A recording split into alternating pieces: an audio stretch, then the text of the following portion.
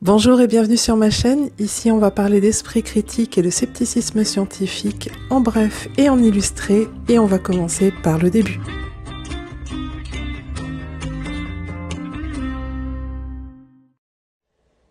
Dans la précédente vidéo, on a vu qu'il existait des outils permettant d'exercer son esprit critique de manière efficace, et le rasoir d'Occam en est un particulièrement intéressant.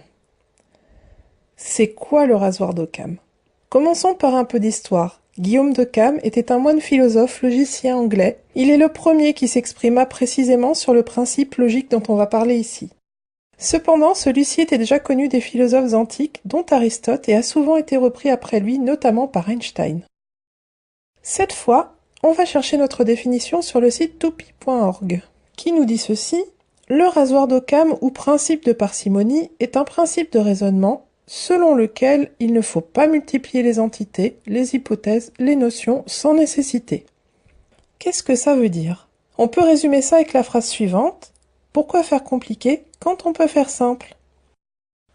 On appelle ça rasoir parce qu'avec cet outil, on va trancher les hypothèses qui font intervenir trop d'inconnus. Par exemple, c'est la période des fêtes, je rentre chez moi après ma journée de travail et je vois le sapin gisant inanimé au sol dans mon salon. J'ai le choix entre plusieurs hypothèses concernant ce qui s'est passé pendant mon absence. La première, ça serait qu'une tornade est passée chez moi et a renversé mon sapin. La seconde, ça serait que le Père Noël a bu un coup de trop et s'est pris les pieds dans le sapin, le tuant sur le coup. Enfin, la troisième, ça serait que mon chat a fait le foufou, comme le font plein de chats dans les sapins de Noël, et l'a renversé. Les boules, les guirlandes, ça les attire, ça bouge, ça leur plaît quoi. Et qu'est-ce qui fait intervenir le moins d'inconnus là-dedans? Si je choisis l'hypothèse de la tornade, ça nécessite que le vent souffle dans mon salon en plein hiver et qu'il y tournoie assez fort pour renverser mon sapin. Or, je n'ai pas observé de vent, encore moins soufflant fort dans ma maison. On est d'accord pour dire que c'est insensé.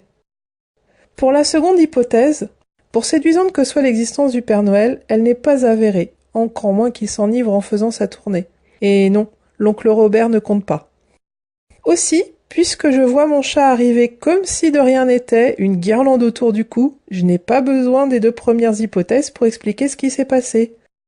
La troisième est probablement la bonne. Cela signifie qu'il faut éviter de chercher de nouvelles causes avant d'avoir utilisé celles qui ont déjà fait leurs preuves. Ici, le cas est assez simple, mais parfois distinguer le possible du probable est loin d'être évident. L'existence du Père Noël, c'est possible, mais c'est franchement très peu probable, à moins de modifier les lois de la physique. Puis en plus, il n'y a pas assez de témoins majeurs et sobres pour en attester. En revanche, que le soleil se lève tous les matins, c'est possible et c'est très probable, même si on ne peut pas être tout à fait certain que ce sera toujours le cas.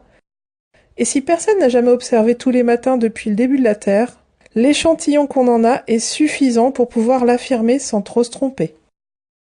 Si on s'appuie sur des choses dont on pense qu'elles sont vraies sans en être bien certain, ou si on manque de connaissances pour prendre en compte le maximum de paramètres qui entrent en jeu, ça peut vite nous mener dans une impasse.